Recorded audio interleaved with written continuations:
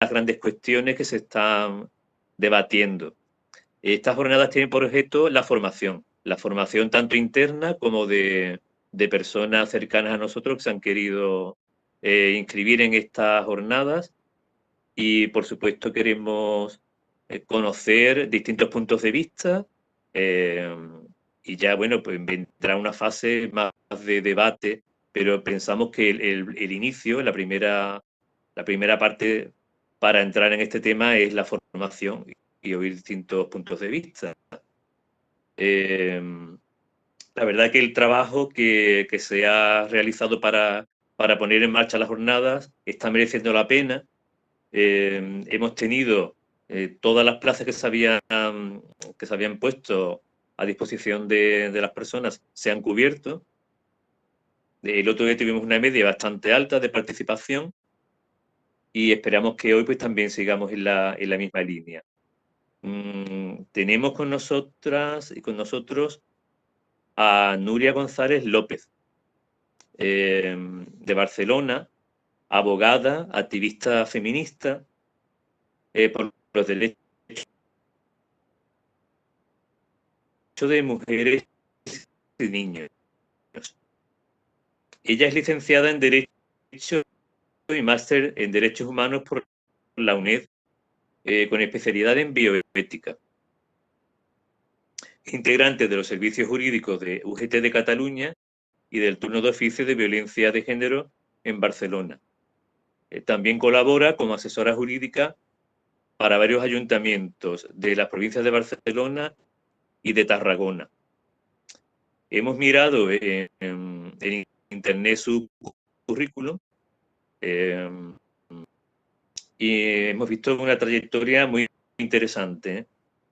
Además, en la actualidad dirige DLV Radio, escribe distintos artículos en el periódico en línea El Taquígrafo. Hemos visto que tiene una gran variedad de artículos, muy interesantes todos, y es colaboradora habitual de un programa que es Cataluña Opina, de TVCAT. Si alguno de estos datos está equivocado, que nos lo diga Nuria, pero bueno, es lo que hemos podido recopilar. Otra cosa que nos llama mucho la atención su trayectoria es su etapa en México, a partir de 2012. Allá nos puede decir más, pero durante una serie de años trabaja en México dentro de unos programas que nos parecen muy interesantes, desde el tema de la igualdad y acceso a una vida libre de violencia de las mujeres, trabajando en la redactación social de mujeres y la prevención de la violencia institucional. Por ejemplo, formadora para el gobierno del Estado de México en derechos humanos de las mujeres en reclusión. Allí, en México, se crea la Escola, y la preside ella, Institución para el Desarrollo Integral, una entidad feminista pro derechos humanos, y luego ha abierto una sede también en España, en 2017, y también Nuria es conocida por ser, dentro de esta entidad, la primera en denunciar una publicación de un sindicato Otras. Me imagino que en la ponencia puede salir este tema, y llevó a los tribunales al mismo Ministerio de Trabajo, ¿no?, en agosto de 2018. La Escola también presentó una denuncia ante la Fiscalía General del Estado contra 6 agencias de vientres de alquiler. Se ve que es un tema muy importante en la trayectoria de Nuria, el tema de los vientres de alquiler, y de hecho ha escrito un libro que se llama Vientres de alquiler, publicado en 2019. Nuria también, junto a la Escola, pues funda y dirige desde 2019 DLV Radio, como hemos dicho, que es un medio de comunicación audiovisual digital, donde se da voz a distintas luchas sociales y a temas de actualidad tanto a nivel nacional como internacional. En cuanto a la abolición de la prostitución, que sería el tema en que nos íbamos a centrar hoy, pues Nuria reivindica, por una parte, la aplicación de políticas abolicionistas y, en segundo lugar, poner el foco en los puteros.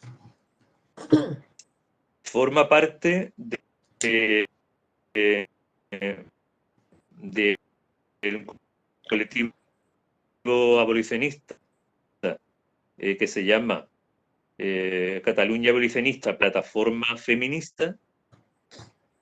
También hemos encontrado una serie de artículos, como digo, muy interesantes, que invito a que podamos leer. Hay uno en concreto, bueno, que refleja, digamos, la división que existe ahora mismo con respecto al tema de la prostitución. Las preguntas al chat. Las normas las vamos a poner en el chat para que las vayáis viendo. Las normas, en principio, os pedimos que cerréis las cámaras, que vayáis enviando las preguntas y luego al final de la ponencia pues iremos abriendo el debate y le iremos presentando a Nuria las preguntas que queráis hacer. Así que yo ya me callo y le dejo la palabra a Nuria. Estamos encantados de tenerte con nosotras y nosotros. Buenas, ¿se me oye? Sí, ¿no? Yo creo que sí. Lo que no sé es cómo ponerme yo en medio de la pantalla porque si no, no me veo. A ver. Segundo. Sí, ahí te vemos, Nuria. Me veis ya, pero es que no, la que no me veo soy yo. Entonces, entonces claro, es complicado para compartir pantalla y demás. Solo veo. Bueno, ante todo, gracias por invitarme. Obviamente, o sea, este es un placer estar aquí y además es pues todo un temazo, ¿no? Porque yo sé que antes estoy en sustitución, como quien dice, de Rosa Cobo, y al fin y al cabo Rosa Cobo es todo un tótem en la lucha feminista y sobre todo en las teorías abolicionistas. Entonces no es fácil llegar a un sitio y sustituir a Rosa Cobo. No es el mismo discurso que tenemos Rosa Cobo y yo, porque yo sigo mucho, por supuesto, a todas las maestras feministas y ella es una, pero divergimos en algunas cosas, sobre todo en lo que tiene que ver con el final del abolicionismo, ¿no? Pero bueno, en cualquier caso, yo estoy encantada de estar aquí con tantísima gente, encantada de estar en mi tierra, porque es verdad que yo estoy en Barcelona y yo nací aquí, pero toda mi familia es andaluza, toda mi familia granaína y ahí están. Entonces yo al final estoy como en casa y nada, y vamos a hablar un poco, tenemos tiempo, es una cosa que es un lujo, porque normalmente no tenemos tiempo ni de acabar las exposiciones ni de debatir, ¿vale?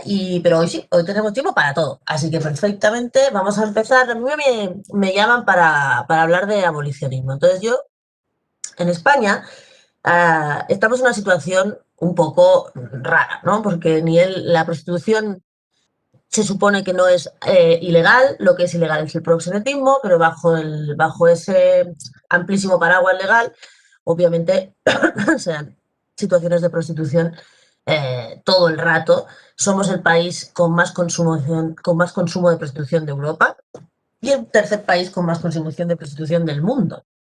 Los españoles, los hombres españoles han reconocido en la última encuesta que se hizo que 4 de cada 10 hombres han consumido o consumen habitualmente prostitución.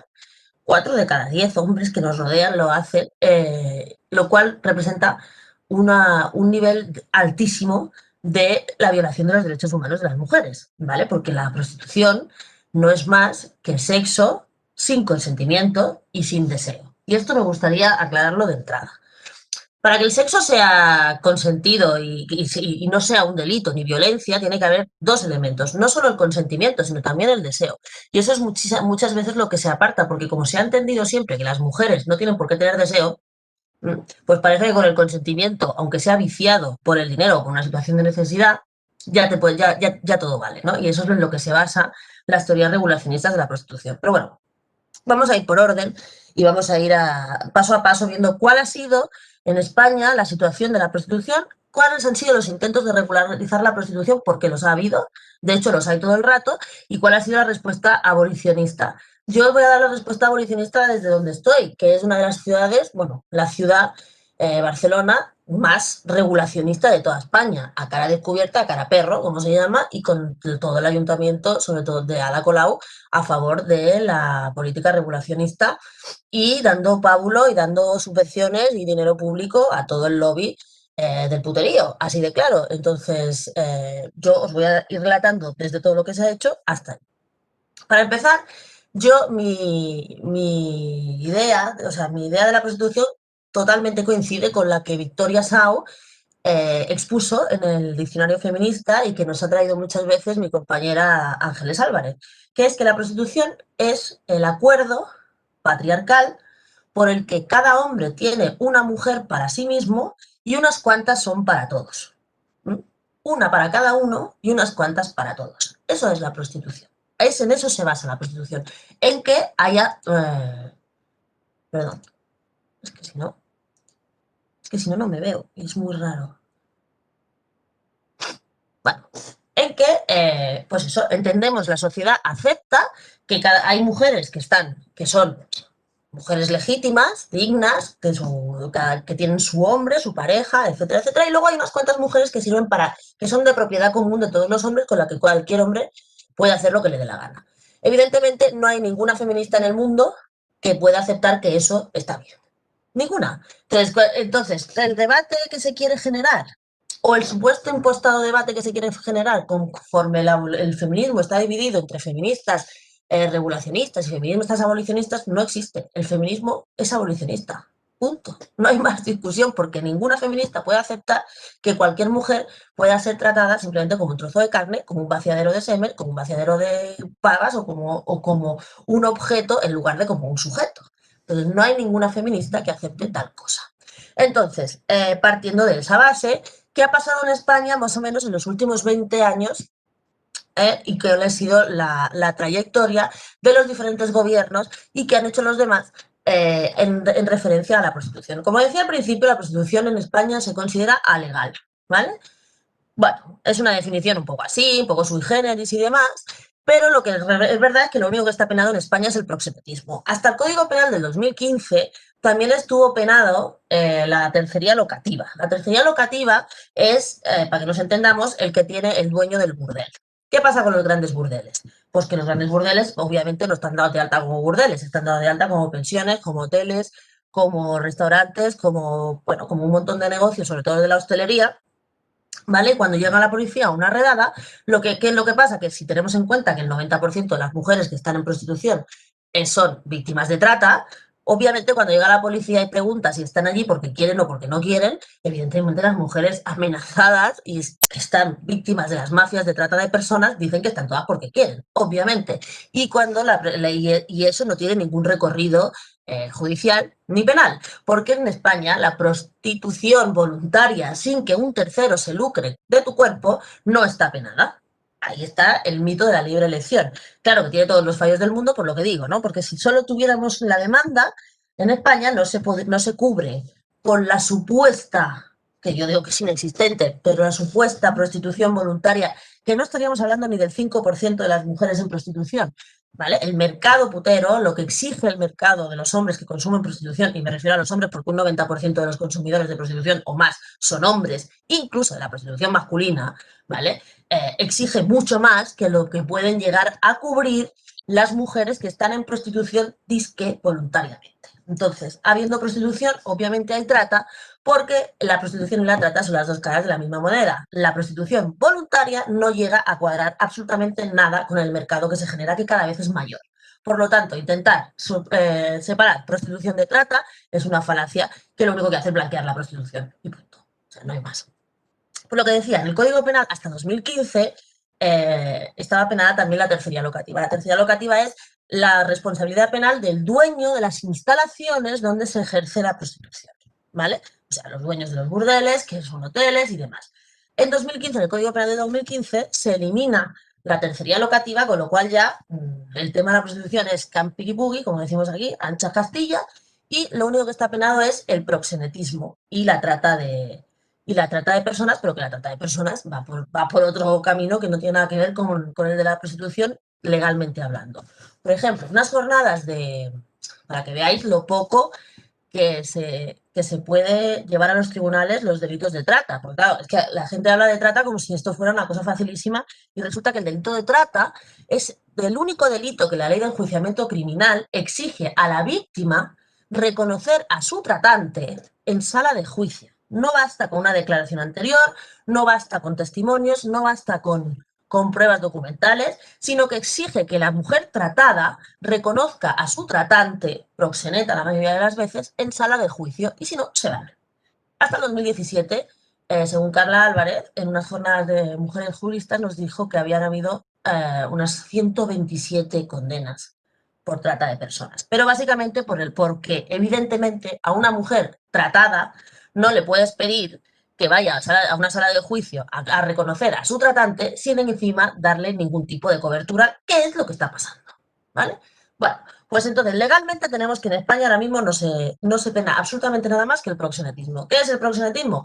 Que un tercero gane dinero de que tú ejerzas, bueno, de que tú vendas sexo, si es que el sexo se puede vender, ¿vale? Eso es el proxenetismo y eso es lo que está penado. Tú, a una persona que decida intercambiar sexo a cambio de dinero, nadie la va a perseguir penalmente. A quien van a perseguir es al tercero que, obligada o no, y esto con todas las comillas del mundo, saca rendimiento económico de ese sexo que esa persona intercambia, ¿vale? No sé si alguien, a mí no me importa que me interrumpáis y me preguntéis si sobre todo algún concepto legal, pues no queda claro porque no es fácil, ¿vale? Bueno, entonces, en este contexto nos movemos en España, legalmente hablando. Ahora mismo se plantea una ley de enjuiciamiento criminal, una reforma de la ley de enjuiciamiento criminal enorme, donde la Fiscalía va a tener todo el poder de investigación, bueno, donde se da la vuelta a la ley de enjuiciamiento criminal. Pero a nadie, absolutamente a nadie, se le ha ocurrido, por ejemplo, cambiar esa parte en la que exige que los delitos de trata sean reconocidos en sala de juicio. Y no le interesa a nadie porque en realidad lo de la abolición en España no le interesa a nadie, ni siquiera a los partidos que se declaran abolicionistas como el Partido Socialista, que está en el gobierno, que manda en el gobierno, que hace discursos abolicionistas, pero que a la hora de la verdad no hace absolutamente nada por la abolición de la prostitución. Y me remito a las pruebas, ¿vale? Voy a intentar compartir pantalla. A ver.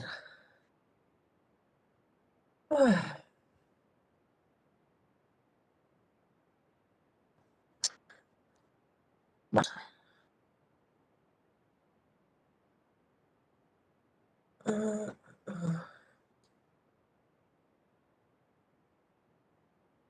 Bien, se ve, ¿no? Alguien que me diga si se ve, por favor. Sí, sí. Sí. Sí. Vale, perfecto, gracias. Bien.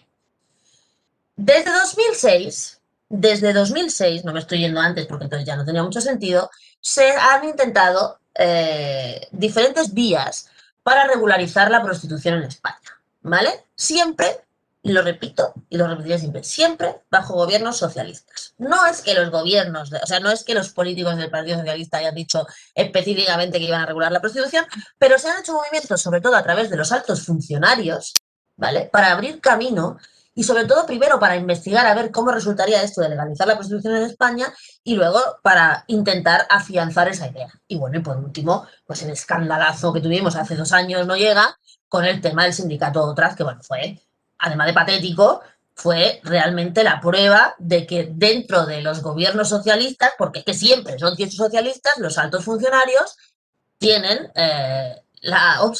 bueno, yo diría que tienen el mandato, pero bueno, como eso no lo sabemos, pero tienen la directriz de trabajar a favor de la regulación de la prostitución. ¿Por qué? Pues por un tema económico. Básicamente por un tema económico, ni siquiera es un tema ideológico.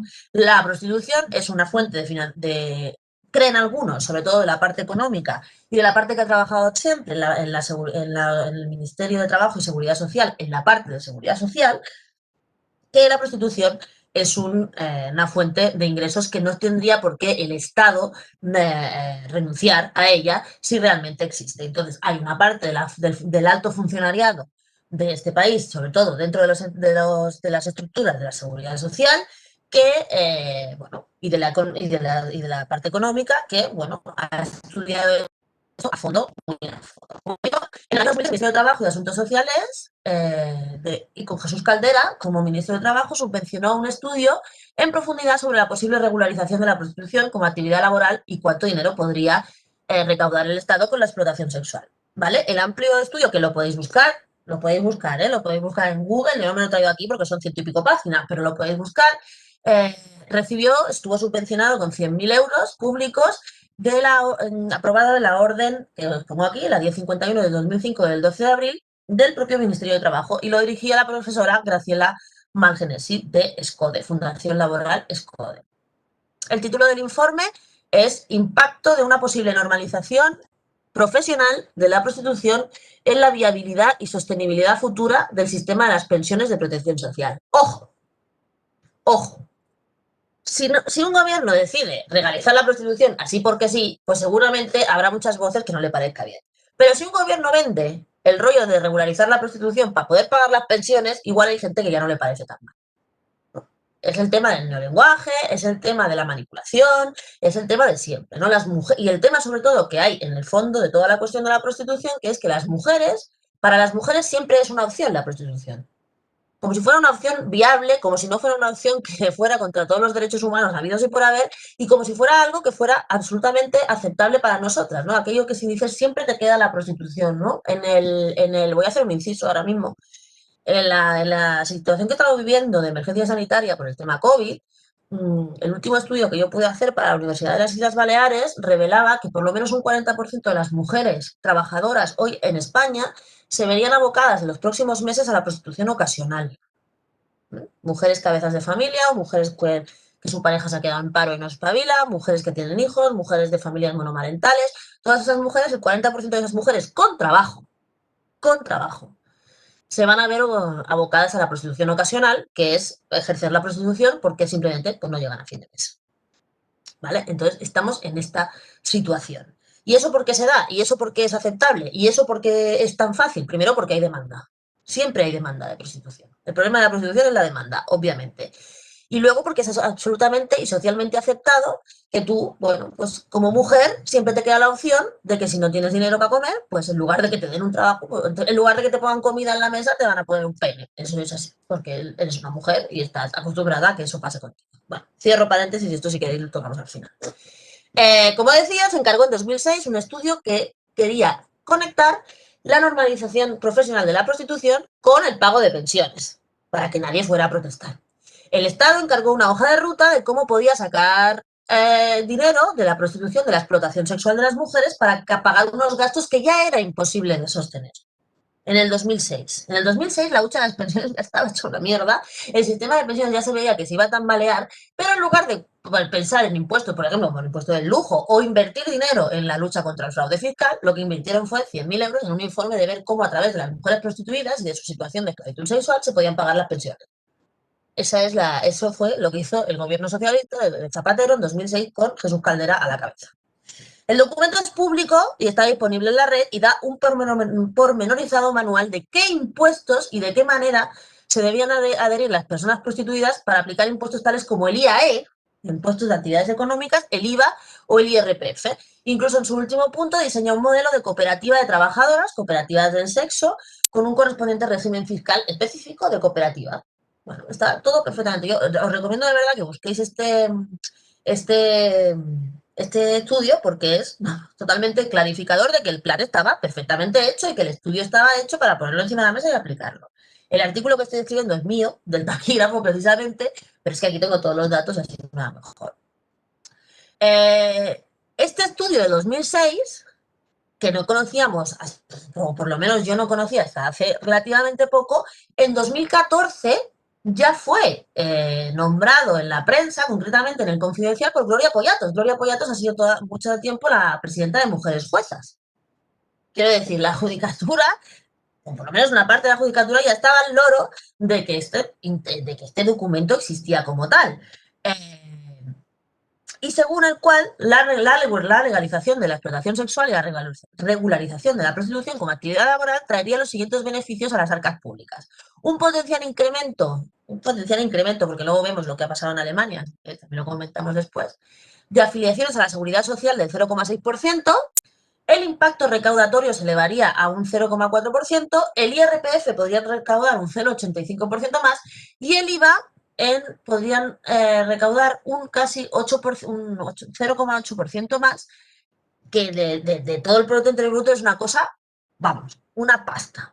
Sin embargo, el trabajo del estudio no tenía en cuenta una parte esencial del negocio, que es que quienes lo dirigen, claro, porque aquí estamos hablando solo ahora mismo de las mujeres prostituidas, pero es que quienes lo dirigen, los que tienen el negocio de la prostitución en sus manos, son delincuentes, son proxenetas. Son personas que explotan sexualmente a otras personas bajo amenaza, bajo violencia, bajo chantaje, bueno, pues porque son víctimas de trata. Alguien me dirá, como siempre, es que hay alguna que lo hace porque quiere. La que lo hace porque quiere, que yo no creo que exista, no es el problema de la prostitución y de regularizar la prostitución. El problema de regularizar la prostitución es que los delincuentes proxenetas pasen de ser delincuentes a ser honorables empresarios. Honorables empresarios que venden carne humana, en este caso carne de mujer. Ese es el problema. ¿Cuál es el tema? Que los proxenetas, si habéis visto, por ejemplo, el documental de Mabel Lozano, el propio proxeneta, el músico, lo dice claramente, que todo el mundo quería su dinero menos Hacienda. Pues claro, o sea, lo que hay que hacer es realmente una lucha y una investigación de dónde viene todo ese dinero de la trata de personas. No es baladí que Jesús Caldera, como ministro del ramo de trabajo, cuando se encarga de este informe sobre la regularización de la prostitución, fuera luego en 2008 el presidente de la Fundación Ideas, que es el laboratorio ideológico del PSOE. Si un creador y un presidente le rondaban la cabeza, ya de ministro, la idea de los cuantiosos beneficios de la prostitución, pues evidentemente, si es el director del think tank del PSOE, obviamente las cosas van a ir por ahí. Lo que pasa es que en el 2006 el PSOE tenía un lobby feminista potentísimo, que hoy, por desgracia, ya no existe, y pararon esta historia. Si es que se llegaron a enterar, pero por lo menos pararon esta historia. ¿Quién es el personaje que está aquí y que se repite a lo largo de los años en el tema del intento de regularización de la prostitución, sui generis sotto voce, por parte del gobierno socialista?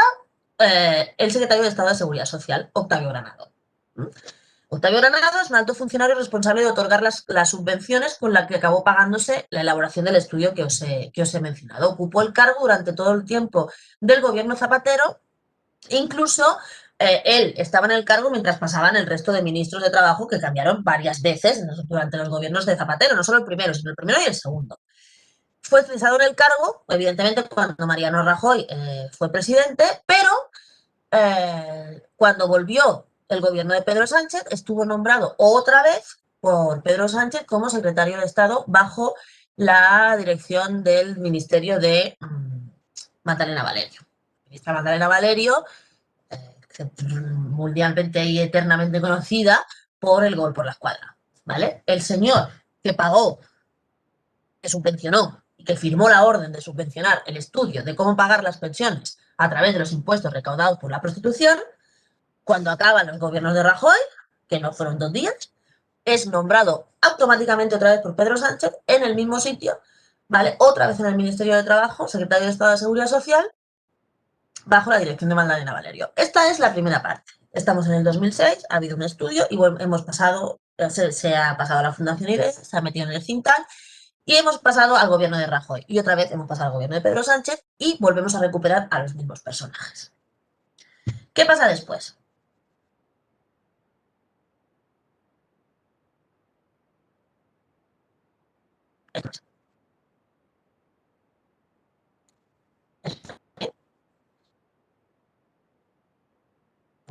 ¿Por qué? Bueno,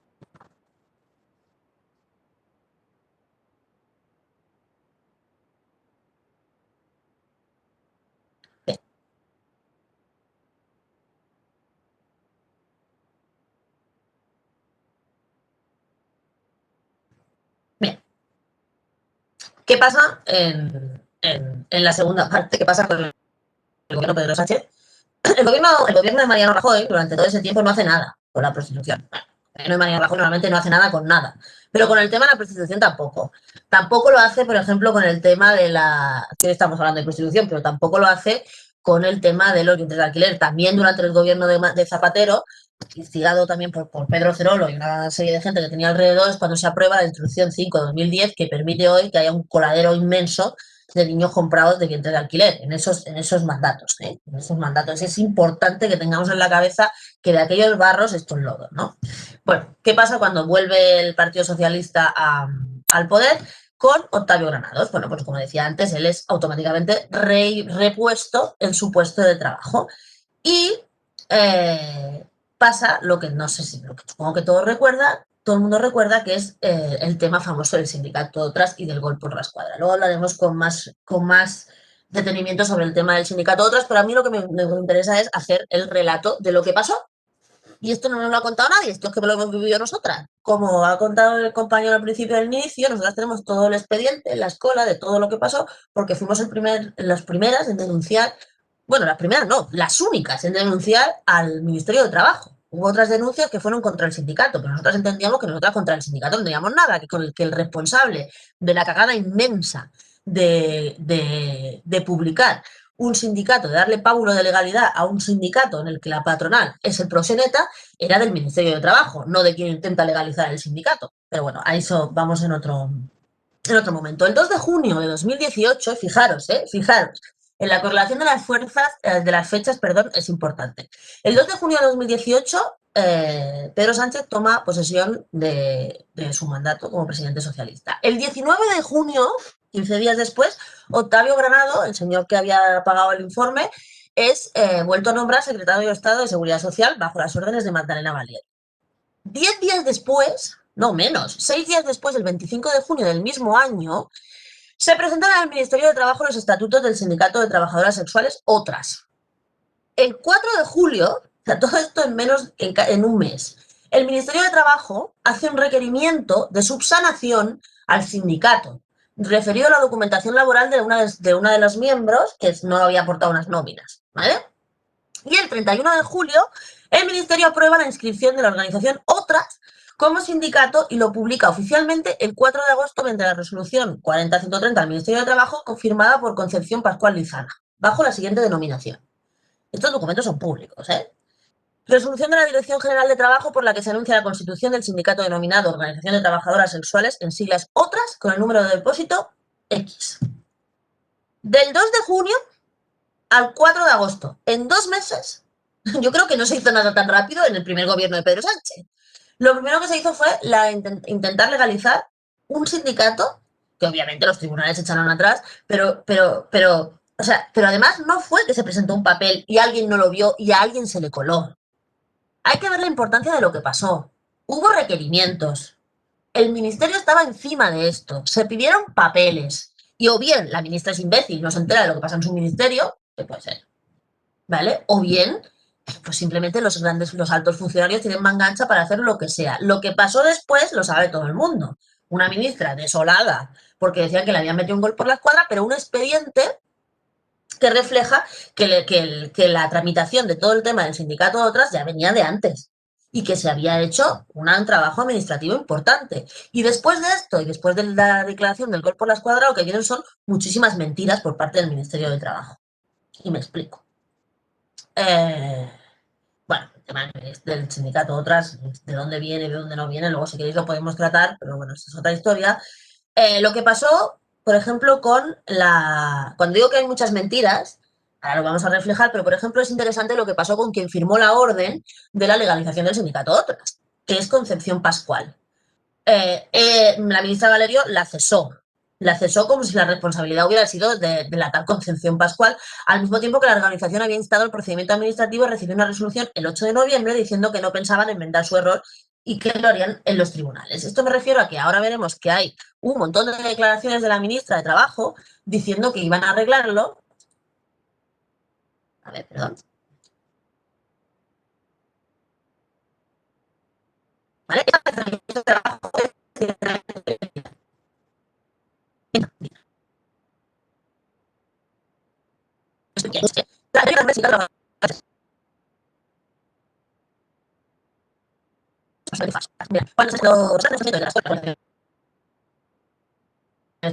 que esto pasó así, que fue el 31 de agosto de 2018, de una publicación de un sindicato que se hace el 4 de agosto en el BOE. En directo, el 4 de agosto. Claro, lo miramos por el COVID, pero no lo miraba nadie. Nunca supimos quién, eso sí es así, nunca supimos quién nos filtró esa información, quién fue quien cogió eso y lo hizo público, nunca lo hemos sabido, pero se lo agradecemos enormemente.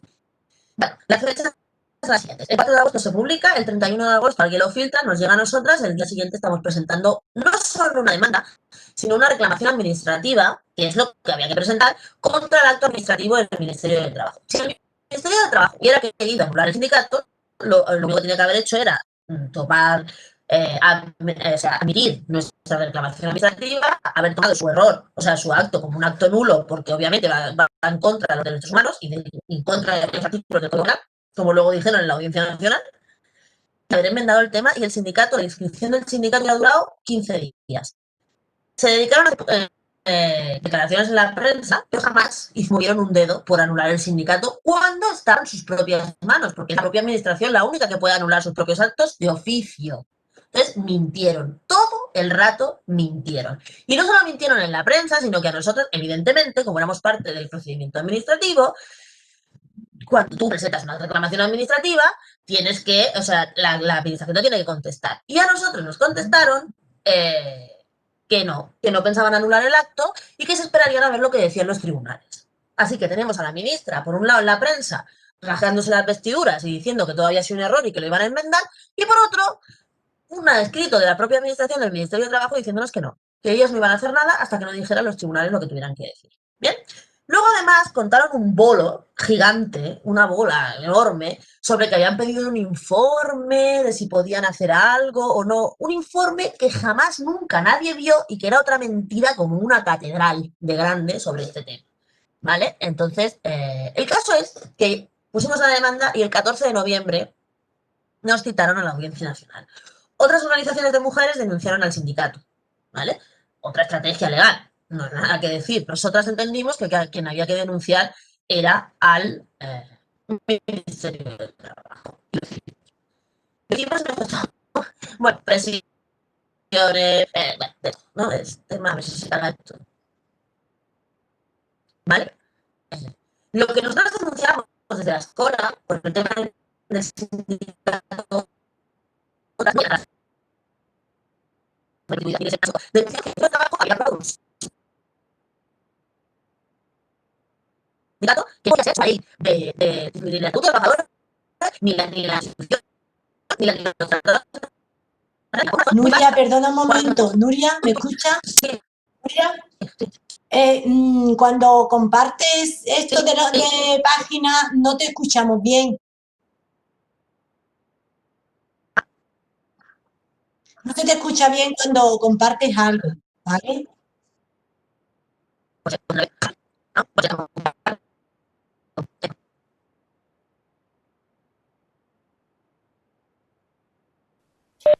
El problema, hasta que no termina de cargarse la web, tu conexión va lenta. Parece que ese es el problema. ¿Y ahora sí me escucháis mejor? ¿Ya que está cargado? Si no, Sí, lo cierro, ahora sí, ahora sí. Vale, perfecto.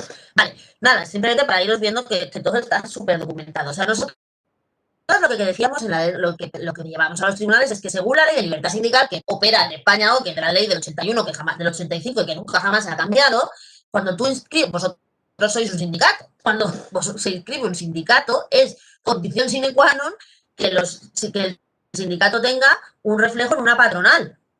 ¿Ok? Una patronal de cualquier cosa. El problema es que en un sindicato del trabajo sexual, su patronal, obviamente, es el proxeneta. No hay otra patronal posible. Y el proxeneta es un delincuente según nuestro Código Penal. Ergo, era imposible que se diera pago, lo que se diera vigencia legal a un sindicato de trabajadoras del sexo, porque el empresario de las trabajadoras del sexo es un proxeneta. Y eso es un delito en este país. Era, vamos, clarísimo que eso iba a ser así.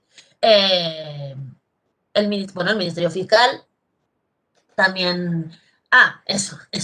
Nosotros presentamos este recurso administrativo, el recurso administrativo nos dicen que se esperan a los tribunales y el Ministerio Fiscal, que todo el mundo sabe de quién depende, también se opone, o sea, declara competente el juzgado al caso, pero se opone a que se haga lo que dice es que una resolución favorable a reconocer la nulidad de la inscripción como se pide en el recurso administrativo que dejaría sin objeto los 2 procedimientos judiciales abiertos anteriormente. Como dijo, unas compañeras denunciaron el sindicato y nosotras denunciamos al Ministerio de Trabajo. ¿Qué pasó al final con esta historia? Hubo los dos juicios se señalaron para el mismo día, también tiene mucha casualidad, aunque una demanda se presentó unos días antes que la otra. La de la escuela fue la primera, la del ministerio se presentó la primera, luego se presentó la de las otras compañeras. Y allí, bueno, pues de manera extraña se celebró primero el juicio de la demanda que se había presentado después y nosotras nos quedamos detrás. Como se presentó ya el juicio y se celebró el juicio contra el sindicato, el juez de la Audiencia Nacional lo que nos dice a nosotros es que hasta que no se afirme la sentencia de ese juicio, el juicio contra el Ministerio de Trabajo no se puede celebrar. Bien, es un tema de procedimiento. Y en eso está. ¿Qué pasó con esa demanda? Pues que se anuló se anuló un artículo de los estatutos, ¿vale? Que decía que hablaba del trabajo sexual. ¿Y qué dice la sentencia del tribunal de la Audiencia Nacional? Que obviamente el trabajo sexual no puede ser considerado un trabajo porque atenta directamente contra la libertad sexual. Nadie puede decirle a otra persona cuándo, cómo y con quién se tiene que acostar, porque eso va contra la libertad sexual de las personas. Y no se puede legalizar un sindicato que se basa en un delito, que es el proxenetismo y la violación. Tal cual. ¿Vale? Tú no, ¿por qué? Porque estamos en lo que os he dicho al principio, que las relaciones sexuales se basan en el consentimiento y en el deseo. Entonces, aunque tú prestes tu consentimiento, nadie puede mandar sobre tu deseo. Y obviamente el consentimiento por dinero está absolutamente viciado. ¿Vale? Ahora mismo, ¿cuál es la situación de este asunto del sindicato Otras? El sindicato Otras, evidentemente, se anularon sus estatutos. Yo creo que el sindicato recurrió al Tribunal Supremo y el Tribunal Supremo está debatiendo, que vamos, todas estamos seguras de que va, porque ya hay una doctrina al uso en una demanda que hubo de la famosa asociación ANELA, ¿vale? Que era la asociación de proseleta de España, que ya dijo que no se podía, que el trabajo sexual no existía porque atentaba, entre otros muchos derechos, contra la libertad sexual. Hay una sentencia de ANELA del 2006, creo que fue, que mucha gente intenta hacer valer con este tema de la prostitución y la regularización de la prostitución, como si aquella sentencia de ANELA diera algún pasito en favor de la regulación de la prostitución. Todo lo contrario. Todo lo contrario. O sea, lo que hace la sentencia de ANELA, que lo que dice es que los trabajadores, o sea, lo que hay la gente que está en los burdeles no puede ser considerada trabajadora, ¿vale? A partir de ahí el Tribunal Supremo ya establece una doctrina en la que es la misma del sindicato Otras, en la que el trabajo sexual simplemente no existe porque no puede existir, porque es contra derechos humanos. Y ahora está en stand-by. El sindicato Otras funciona porque porque la sentencia de su anulación de sus estatutos no es firme, ¿vale? Pero en realidad no pueden hacer la mitad de las cosas, incluido que no se pueden abrir cuentas corrientes, no pueden actuar legalmente en determinadas historias, pues porque no tienen los estatutos. Cosa que me lleva ahora a la otra parte de la intervención, que es las acciones, ahora me voy a concentrar concretamente en Barcelona, a favor de la regularización de la prostitución, incluso en algunas acciones que poco tienen que ver o que rayan la ilegalidad, como por ejemplo atribuir subvenciones públicas al sindicato Otras en los presupuestos municipales del año 2020, cuando el sindicato Otras sabemos perfectamente que ni cuenta en el banco puede tener. Entonces, ¿cómo es posible que una administración pública municipal dé dinero público a una organización que está ilegalizada por la Audiencia Nacional? Lo que pasa es que el gobierno municipal de Barcelona, pues, en el tema de la prostitución, se hace el longui. Totalmente se hace el longui. Gobierno que está participado y apoyado también por el Partido Socialista. Porque claro, ahora, ya me voy a ir un poco del tema, pero para situarnos un poco en el asunto, ahora parece que es que porque Podemos está en el gobierno, que porque hay coaliciones de gobierno entre Podemos y el Partido Socialista, es Podemos el máximo exponente de la regularización de la prostitución. Podemos es el máximo exponente a cara descubierta, pero los personajes que más han hecho por intentar regularizar la prostitución en España están siempre dentro del Partido Socialista. Y no es justo que cada vez que apuntamos a un intento de regularización de la prostitución o de normalización de la prostitución, solo apuntemos a Podemos. Podemos, por supuesto, que es un partido profundamente regulacionista, pero es que el que ha tenido las riendas hasta ahora es el Partido Socialista y el que no está haciendo absolutamente nada por parar la prostitución en España es el Partido Socialista. ¿Quién está plantándole cara al Partido Socialista y a Podemos y al gobierno y a todos los intentos y al Ayuntamiento de Barcelona para intentar parar esta aberración que están haciendo? Pues el movimiento abolicionista, exclusivamente el movimiento abolicionista, que no tiene financiación, que no tiene apoyo institucional y que muchas veces ponen la cara, literalmente la cara, para poner de manifiesto que esto es así, o sea.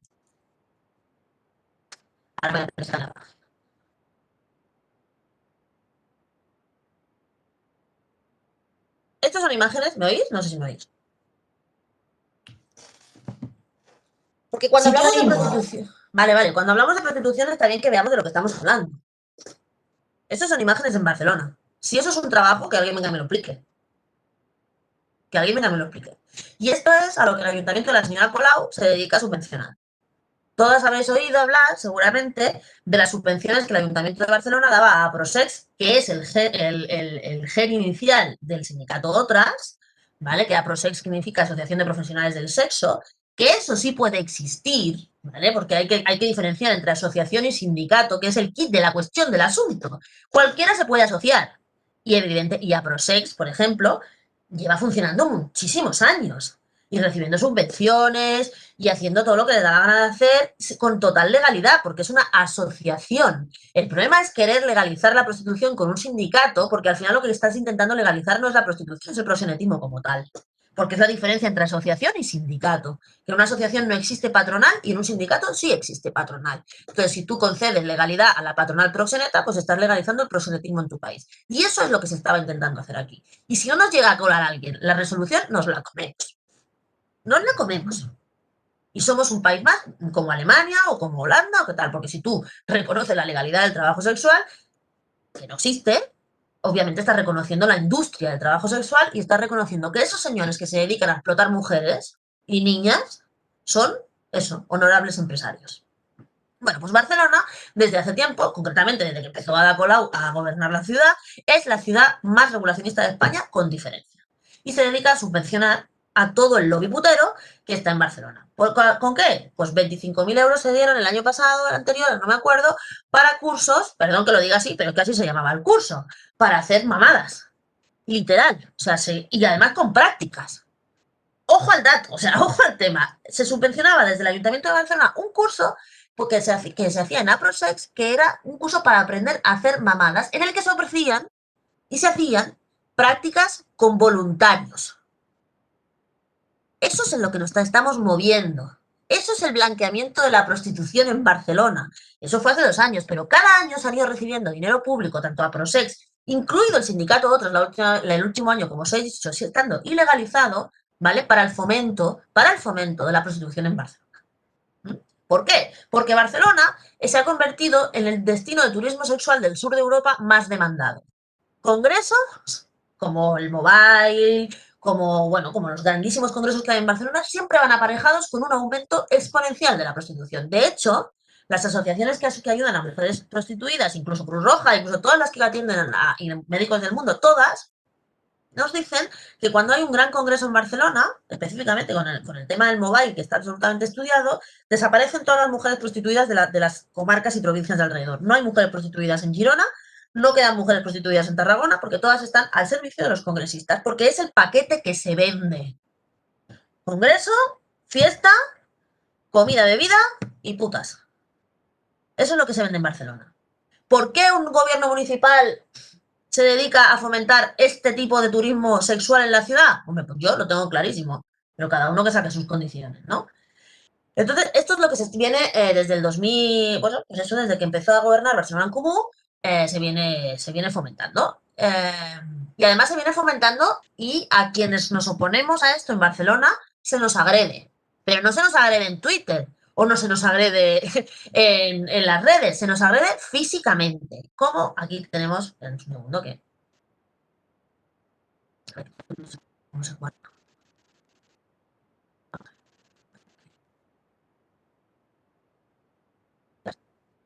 Empezando pantallita. Por ejemplo, la primera agresión física se produjo en una asamblea de Caladona por allá por el año 2018. ¿Vale? Caladona es el Centro Municipal de la Mujer de Barcelona, donde se hacían las asambleas del 8M, para organizar el 8M. Bueno, pues en la organización del 8M del 2018, las abolicionistas que nunca eran convocadas fueron a la asamblea de Caladona, donde obviamente solo había pues gente que estaba absolutamente en el rollo del ayuntamiento. Ni siquiera se esperaba nuestra presencia allí. Y, espera un segundo, por favor, es que estoy... Me están pidiendo que mande una cosa. Y llegamos, bueno, pues organizadas. Se nos echó. Directamente se nos echó. Se nos echó de malas maneras y se nos echó físicamente. No se nos dejó hablar. Los acuerdos que se tomaron no se tuvieron en cuenta y eso inició un camino sin vuelta atrás. ¿Qué pasó aquel día? Que se pegó una patada al tablero. Hasta ese momento, hasta esas asambleas del 8M en Barcelona, nadie había levantado la voz en Barcelona y esta gente estaba absolutamente subvencionada y absolutamente bien parapetada en el ámbito municipal. Que lo siguen estando, lo siguen estando, porque las representantes de ASEC en su momento y luego de otras, ahora, por ejemplo, están al lado de la alcaldesa el día de la celebración del Orgullo Gay. Las mismas. La secretaria del sindicato otras es la que se sube al Ayuntamiento de Barcelona al balcón el día de la celebración del Orgullo Gay, porque es una transexual. Bueno, yo pregunto si en Barcelona no hay nadie más que alguien que además se declara y hace ofertas de trabajo de prostitución en sus propias redes sociales, si no hay nadie más en Barcelona para representar al colectivo gay. Yo estoy segura de que sí, pero lo que hay es una intención absoluta de normalizar y de que se visibilice quién está cerca del poder, por lo menos del poder municipal en Barcelona. Como os digo, todo esto cambia y se parte de la baraja en la preparación del 8 de marzo del 2018. Pero no es fácil. A ver.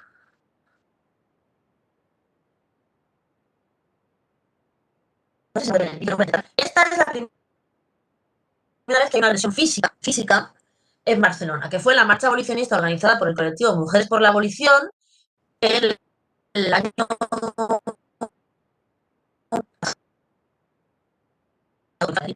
en mayo del 2019.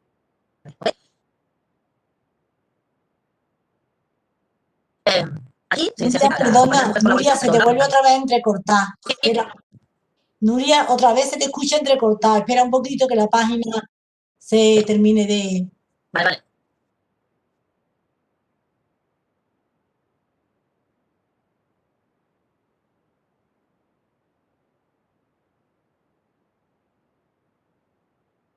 ¿Ya? ¿Por ahora bien?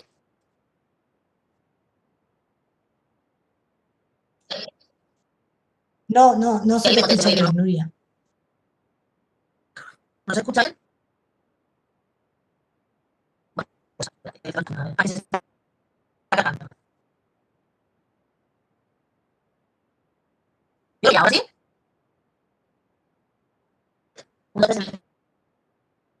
¿Se escucha mejor? No te escuchamos bien.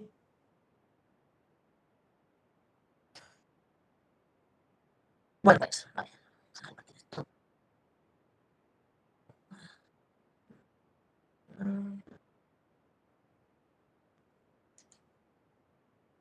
Vale, ¿ahora sí? Ahora ya he quitado el compartir pantalla. Ahora sí. Vale, perfecto. Bueno, la primera agresión se produce, como os digo, en mayo del 2005, cuando el colectivo Mujeres por la Abolición decide hacer una marcha abolicionista por las calles del Raval, concretamente por la calle Illarruba 2, que es la calle donde se concentra el mayor número de prostitución de calle y de pisos en Barcelona. Además, una cosa completamente sabida y una cosa completamente denunciada por los vecinos Y algo que es Vox Populi. De hecho, ahí en esa misma calle, un proxeneta asesinó a una mujer prostituida más o menos en la misma fecha, a Lilith, ¿vale? La asesinó de una paliza. ¿Ok? Y el ayuntamiento pues es conocedor de este asunto y así las chicas de Mujeres por la Abolición pues decidieron hacer esa marcha abolicionista. La marcha abolicionista fue boicoteada, absolutamente boicoteada, y fueron agredidas físicamente por pues por las que están allí manejando el cotarro al paraguas de ciertas organizaciones y a favor de la legalización de la prostitución. Voy a ver si puedo poner el vídeo, aunque yo no hable, a ver si se puede cargar, ¿vale? Para que veáis por lo menos que la agresión existió y que además se grabó. Entonces voy a ver si lo puedo hacer.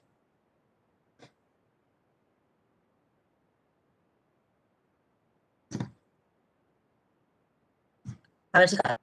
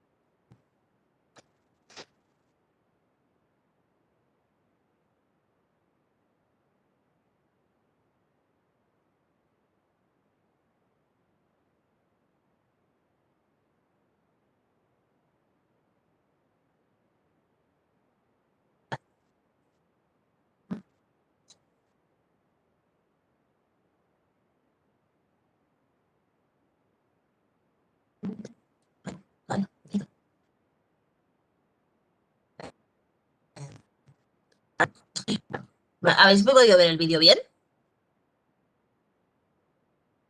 No, El vídeo sí, ¿No lo habéis visto? lo que no se ha escuchado, pero verlo sí, pero no se ha escuchado. Es que el audio no escuchando se lo hemos puede escuchado. Bueno, pero ahora habéis visto perfectamente que había una manifestación y había gente que estaba agrediendo a las manifestantes, que eran pues eso, las que están por acallar a las abolicionistas. Ese es el día a día nuestro en Barcelona. La siguiente agresión, tal cual, se produjo el 8 de marzo de este año. Un colectivo de personas se acercó cuando ya estábamos al final de la manifestación y nos agredió directamente, nos pegó, o sea, nos rompieron la pancarta, pisotearon nuestras cosas y tal, que cosa que se denunció en la comisaría de los Mossos pertinente, ¿vale? Y se hizo una rueda de prensa, lo que pasa es que si no se escucha, pues no sé yo cómo lo vais a ver. Desde Qatar, desde Cataluña Abolicionista, Plataforma Feminista, se denunció, las mujeres agredidas denunciaron y se pidió en rueda de prensa, que lo podéis buscar luego si queréis, os lo paso, la dimisión de la ministra Montero, por una cosa tan fácil como que cómo es posible que la ministra de Igualdad no condene las agresiones machistas en las manifestaciones del 8M, porque quien nos agredió a nosotros eran hombres con pelo largo, pero eran hombres. Y así se definían ellos. Porque eso es lo que pasó. Colectivos de transgénero, que no transexuales, que de transgénero, agredieron a mujeres en el 8 de marzo. Y la ministra de Igualdad y ninguna autoridad, ni la alcaldesa, ni absolutamente nadie, condenó las agresiones. Desde entonces, desde Qatar se pide reiteradamente que es la dimisión de la ministra, porque no puede aguantarse una ministra de Igualdad que no condene esas agresiones. Pero que además no solo pasaron en Barcelona, también hubieron agresiones machistas del mismo talante en Madrid, en la manifestación del 8M, donde el mismo tipo de colectivo agredió a las abolicionistas. Y quiero resaltar esto. No agredieron a las mujeres feministas por ser feministas, solo se agrede a los colectivos abolicionistas. Porque las feministas, ecofeministas, las feministas no sé qué, que van con otro discurso como cabecera, nadie las agrede. Se agrede a las abolicionistas de la prostitución. ¿Por qué? Porque son las que van en contra del mayor negocio del patriarcado, que es la explotación sexual. Entonces, es un enemigo a batir, las abolicionistas. Pasó exactamente igual el pasado 23 de septiembre. Es que como no se puede compartir pantalla, voy a ver. A ver.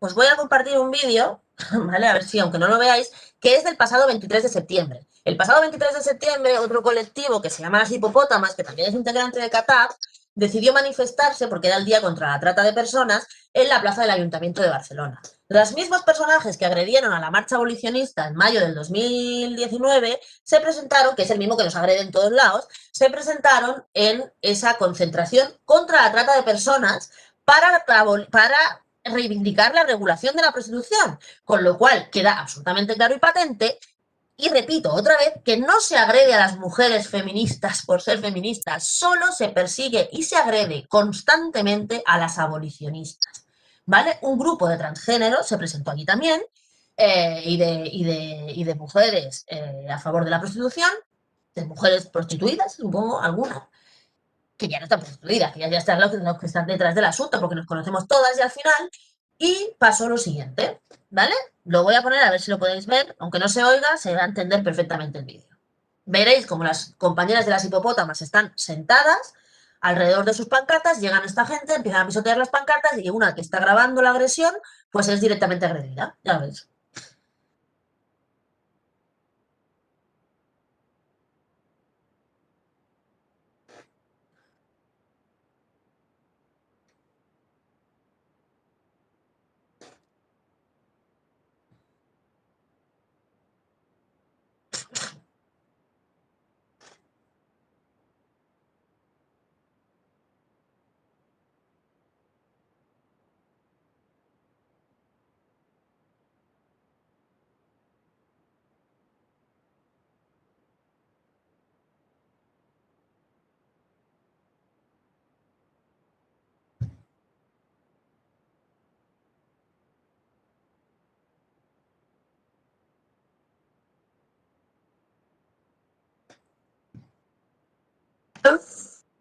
Y escuchar su manifiesto.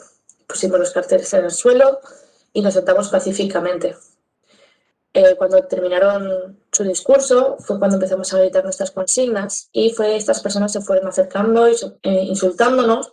Entre muchos insultos nos llamaron racistas, nos llamaron blancas privilegiadas, bueno, putófobas, bueno, lo que se imaginaron, ¿no? Uno de los manifestantes pro prostitución agredió físicamente a una de las abolicionistas que estaba grabando el acto, provocándole una lesión en 2 dedos y rompiéndole el móvil. Me miró con cara de, uy, mira, una que va a cobrar. Y me dio un pequeño empujón. Preferí no responder, más que nada porque mide como un 80, muy bestia. O sea, es flaco, pero se le ve grandote. Y seguí grabando. Se ve que le molestó todavía más que siguiera grabando y me volví a golpear en la mano para tirarme el móvil, con tan mala suerte que me distendió los dedos índice y corazón. Inmediatamente recogí el móvil y me fui a los Mossos. Había allí unas cuantas patrullas. Y bueno, con mucha educación, muchísima educación, pero se negaron a identificarle. Por último, apareció también una persona que también nos había increpado en la última manifestación en Barcelona, que también llevaba la misma camiseta que ponía Kill the TERF y empezó a hacerse fotos delante de nosotras en actitud bastante, pues también festiva, ¿no? Como burlándose. ¡Vámonos! Francisca, ¿por qué son tan blancas y vienen disfrazadas? No son valientes, ¿verdad? No sus caras, muéstrense. Ustedes son una grieta blanca. Sí.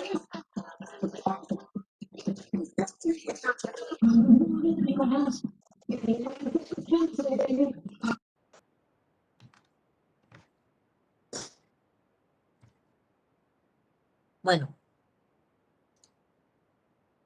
No sé si se ha escuchado ahora. ¿Se ha podido escuchar algo del vídeo? Sí, sí.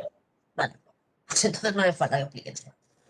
Las últimas imágenes del 8M es esa persona que, bueno, pues como habéis llevado en la camiseta Kill the TERF, TERF es el nuevo feminazi, ¿no? Las feministas radicales ya son insultadas con este epíteto que es TERF, que significa, que se supone que va contra las personas transexuales, cosa que es absolutamente falsa, ¿no? Pero bueno, algo tienen que decir porque somos desde luego el último bastión que queda ahí entre que seamos consideradas personas o que seamos consideradas pues, cachos de carne en los que uno pueda hacer lo que le da absolutamente la gana. Pues si se oye, os voy a pasar el otro vídeo, creo que en un momentillo, que era muy cortito, si no lo he quitado ya, igual si lo he quitado, vale, me ha hecho igual. Y bueno, pues estas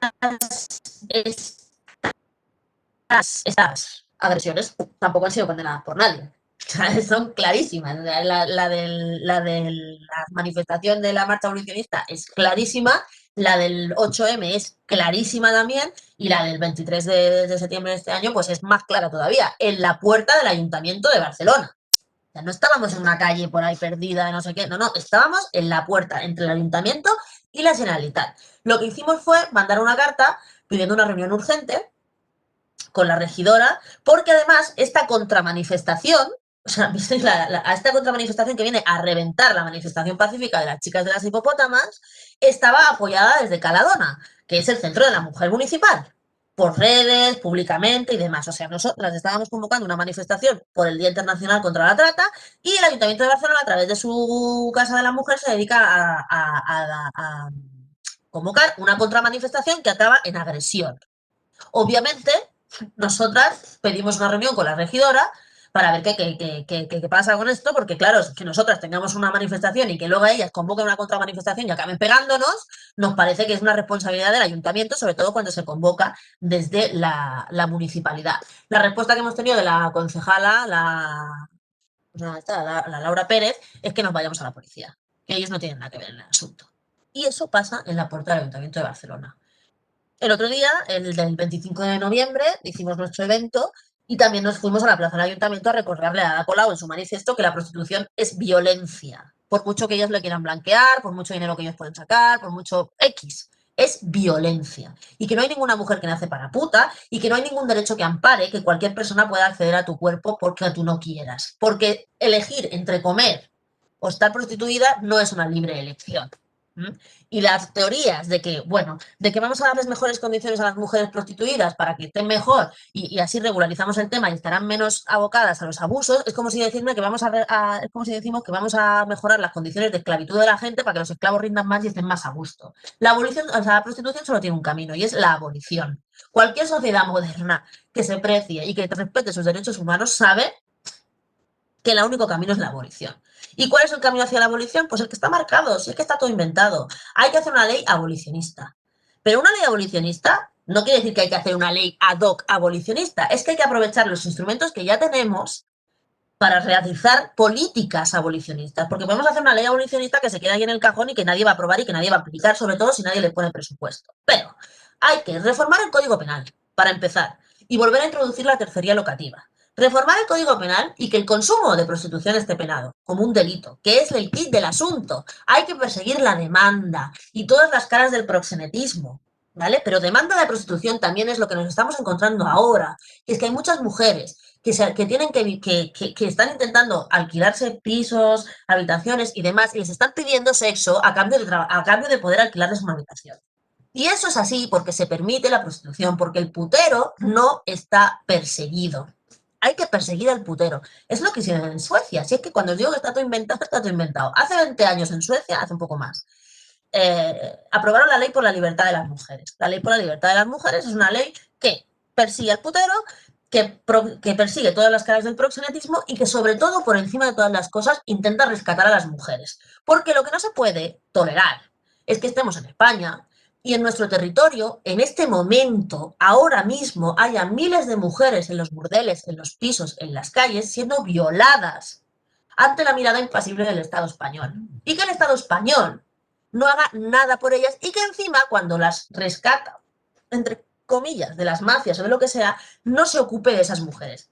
Es una deuda de la administración que no ha sabido protegerlas y que ha consentido que estén en nuestro territorio como esclavas, que el Estado español y la administración española se ocupe de que esas mujeres tengan atención psicológica, atención física que se puedan recuperar físicamente de los traumas que tenemos, porque las mujeres prostituidas estamos hablando de que si logran salir de la prostitución, están más o menos en las mismas condiciones que alguien que haya salido de una guerra. Ese es su nivel de estrés postraumático.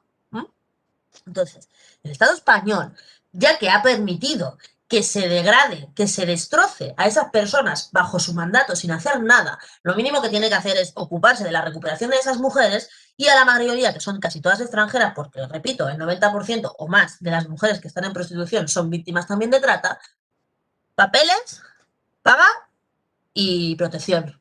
Porque tampoco vale que tú le pidas a una mujer que delate a su tratante y luego la dejes tirada sin la más mínima protección o sin ni siquiera saber dónde va a dormir o dónde va a vivir. Entonces, no podemos hacer discursos abolicionistas, intentar hacer estudios para ver cómo se pagan las pensiones a través de impuestos de lo que generan las mujeres prostituidas, no podemos hacer discursos abolicionistas y luego legalizar un sindicato de los proxenetas, no podemos hacer discursos abolicionistas y no condenar las agresiones a las abolicionistas. Ninguna socialista tampoco ha condenado las agresiones a las abolicionistas, ninguna, ¿vale? Y tampoco podemos hacer discursos abolicionistas y luego dejar a las mujeres a su puñetera suerte, cuando resulta que ya es bajo tu administración, bajo la que estás permitiendo que se viole sistemáticamente a mujeres, niñas y niños para consumo de los puteros.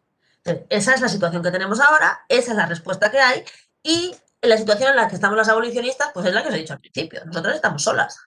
El discurso no nos acompaña porque a nadie le interesa, las instituciones no nos acompañan porque tienen otro objetivo, y entrado el tema COVID, que es muy importante, peor, porque la factura de las grandes crisis mundiales en cualquier parte del mundo siempre la pagamos las mismas. Entonces, la parte que en su momento encargó aquel informe y demás, que sigue estando en los altos funcionariados, sobre todo del Ministerio de Seguridad Social, ¿vale? Que no ha sido cesada, aquí solo fue cesada la que firmó la orden, pero el resto siguen en su sitio. La que firma una orden así, está claro que la del sindicato, me refiero, no la firma porque se le ocurre, la firma porque tiene el mandato de firmarla. El resto, que los que les dieron el mandato están ahí, todos y todas, porque hay muchas, incluida la ministra Valerio, que está presidiendo la mesa del Pacto de Toledo, ni más ni menos. Esas pensiones que pensaban pagar con los impuestos que se sacara de la prostitución. Entonces, ese es el panorama en España. En España lo que hay es mucha hipocresía, mucha doble moral. Pero claro, si nosotras, y digo nosotras porque somos las principales afectadas en este asunto, no tenemos en la cabeza que no podemos permitir que a nuestras congéneres se las trate como cachos de carne solo porque nosotras no nos creemos que vamos a estar en esa situación, pues tenemos un problema. Porque primero, es muy fácil que caigamos en esa situación. Todas las mujeres son susceptibles de ser putificables, todas. Aunque la que esté en el mejor de las situaciones también lo es. Porque 2 malas decisiones, media mala racha. ¿Cuántas mujeres están viendo hoy en situación de prostitución ocasional o de prostitución sobrevenida que en enero o febrero tenían un trabajo la mar de digno? Muchísimas. Entonces, todas somos susceptibles de estar prostituidas. Entonces, lo que no queramos para otras, lo que no queramos para nosotras, tampoco lo debemos querer para otras. El mito de la libre elección es absolutamente falso. No existe el mito de la libre elección. Esto es la economía de mercado de toda la vida. Como siempre dice mi amiga Cruz, que lo que sale de la escuela de Chicago, estamos en el mundo del capital. Y en el mundo del capital, la única libertad que tenemos hoy en nuestra sociedad es la de comprar en el mercado. El mercado que tenemos todos. Si no tenemos dinero para comprar, la otra libertad que nos queda es la de vender. Y si no tenemos nada que vender, a las mujeres siempre nos exige que nos vendamos a nosotras mismas, nuestro cuerpo. Y eso es a lo que se nos está abocando. A vendernos nosotras para seguir incentivando el modelo del capital y del mercado que siempre favorece a unos poquitos, poquísimos. Un dato para terminar de a quién favorece este asunto. 765.000 euros cada 5 segundos y medio es lo que gana el fulano de Amazon mientras estamos hablando aquí. 765.000 euros en cada 5 segundos y medio. El sistema que tenemos está roto, está mal, porque mientras eso pasa, la gente se muere, nuestras vecinas se están dedicando a prostituirse para poder llevar un plato de comida a su casa, y a nosotras nos venden el rollo de que si está legalizado, pues es mejor. Pues no es mejor. Y si no, ahí están los modelos de Alemania y de Holanda, que se han convertido en auténticos mercados de carne. Os invito a que veáis los reportajes y demás, sobre todo en el 2009 en Alemania, coincidiendo con la Eurocopa, ver cómo hombres hacían cola y daban la vuelta a macroburdeles para entrar a violar mujeres con barra libre, porque eso es lo que se vende en Alemania. 60 euros tienes barra libre de cerveza, de salchichas y de mujeres. Si nosotras queremos vivir en una sociedad así, yo personalmente no. Yo no quiero pasar por un sitio que ver tíos haciendo cola para entrar a ver dónde la meten. Perdona que hable así, pero es que eso es lo que se está haciendo. Eso es lo que trae la legalización de la prostitución como un supuesto trabajo que no es. Esto es un sindicato, vosotros sois un sindicato. El trabajo es la fuerza de trabajo, no el cuerpo donde se ejerce el trabajo. Yo también soy del sindicato, me he criado en otro sindicato. Entonces, que nosotras, sobre todo las mujeres, hayamos tenido que luchar tantísimo para que se nos reconozca como sujetos de derecho y también como sujetos de derecho laboral. Y ahora pretendan reducirnos a 3 agujeros con el rollo de proderechos, los únicos proderechos que se salvaguardan con el discurso proderecho de la regularización de la prostitución son los derechos del putero y del proxeneta. Los únicos. El del putero a acceder a los cuerpos de las mujeres previo pago de 5 euros, 15 euros, 20 euros, 300 euros, me da igual. Y el del proxeneta a seguir haciéndose ultramillonario a raíz de explotar mujeres que por supuesto están en una situación de desigualdad y de pobreza, que ese es el problema fundamental de todo, que es donde está que unas tengan que prostituirse para comer y otros ganen 765.000 euros cada 5,5 segundos. Yo lo dejaría aquí y empecemos con las preguntas.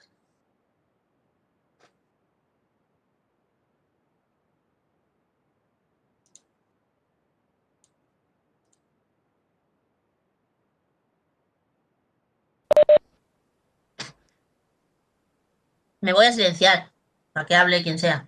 ¿O cómo lo hacemos? En principio, ahora te podemos ir transmitiendo algunas preguntas. Vale. Por ejemplo, Elba pregunta, ¿la mercantilización del cuerpo de las mujeres cómo se manifiesta? ¿Cómo se manifiesta? Pues como no sea un poco más específica en la pregunta, pues se manifiesta en el momento en el que alguien puede pagar para acceder a tu cuerpo. En la prostitución, en los vientres de alquiler, en todo lo que signifique que tu cuerpo deje de ser sujeto de derecho para ser objeto de contrato, aunque sea verbal, que es lo que pasa en la prostitución, ya es la mercantilización de los cuerpos de las mujeres. La mercantilización de los cuerpos de las mujeres significa que las mujeres dejan de ser personas para ser cosas. Eso es lo que es. Cosas que se pueden alquilar, como un rato en la prostitución, o cosas que puedes alquilar durante 9 meses para que te reciban a sus hijos, cosas que se pueden negociar en un contrato. Esa es la mercantilización de los cuerpos de las mujeres. Dejar de ser persona para ser una cosa. Y eso es la violación absoluta de todos los derechos humanos, se pongan como se pongan.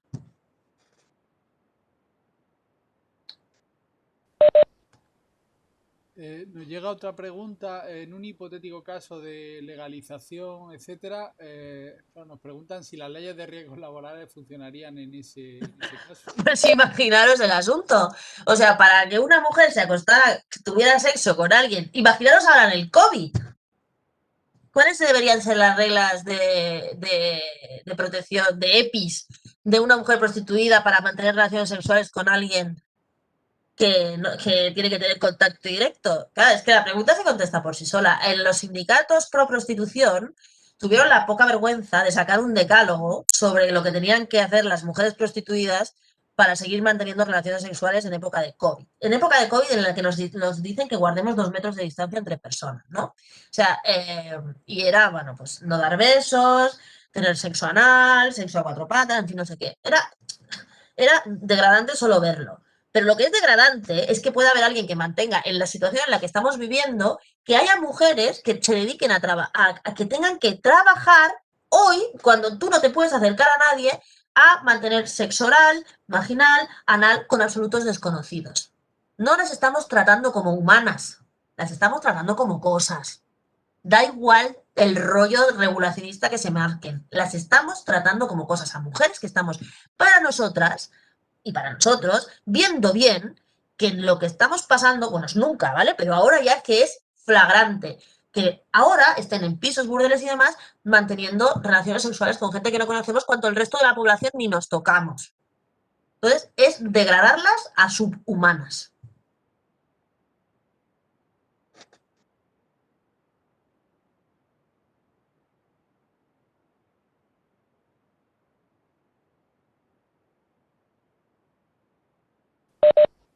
Vale, compañeras, compañeros, bueno, lo hemos puesto en el chat. Si alguien tiene más preguntas, que las plantee por el chat, dirigida al presentador o a la organizadora y organizadores, y se la planteamos. Nos vuelven a preguntar, entonces, ¿las mujeres prostituidas necesitan derechos laborales o derechos humanos? Derechos humanos. Sin derechos humanos no hay derechos laborales. Lo que necesitan es un trabajo. Trabajo donde no tengan que poder poner su cuerpo. Pero es que sin derechos humanos no hay derechos laborales. Hay una proliferación de derechos. Como tú no puedes exigir. Para tener derechos laborales tienes que tener un trabajo. Y la explotación sexual no es ningún trabajo. Es eso, explotación sexual. Entonces, está claro. Necesitarán derechos laborales, pero primero tendrán que salvaguardar sus derechos humanos, vamos, o sea, claramente. De todas maneras, una cosa está clarísima. Si la prostitución empoderara, si fuera un buen trabajo, si fuera una cosa que nos engrandece a todas, si fuera un trabajo normal, los hombres ya la habrían ocupado como ocupan todos los trabajos que les dan dinero y que empoderan y del mundo. ¿O qué pasa? ¿Nos están dejando a nosotros la parcela de la prostitución para que nos sintamos empoderadas? No, nos están dejando la parcela de la prostitución porque no es un trabajo, es una explotación sexual. Punto.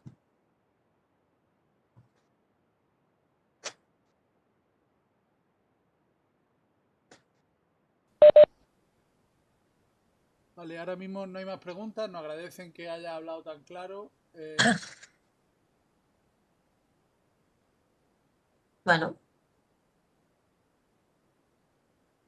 Nos preguntan también, bueno, nos hacen un comentario de, bueno, que cómo cuadra la cuestión, porque claro, en esta jornada estamos tratando de que haya diferentes puntos de vista para que cada una y cada uno pues pueda formarse su opinión sobre el tema. Evidentemente el tuyo es meridianamente claro.